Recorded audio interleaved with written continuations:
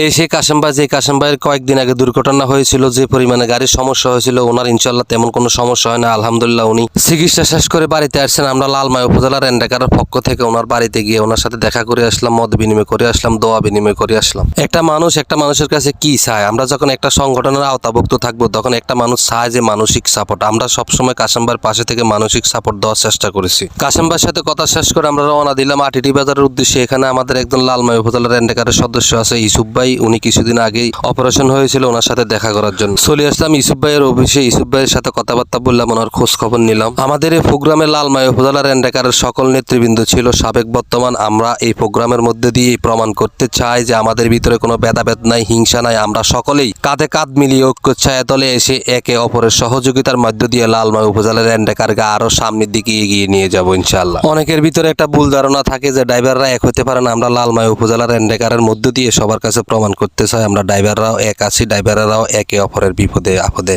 আমরা পাশে থাকি। সেই কামনায় সবাই ভালো থাকবেন, সুস্থ থাকবেন। আল্লাহ হাফেজ।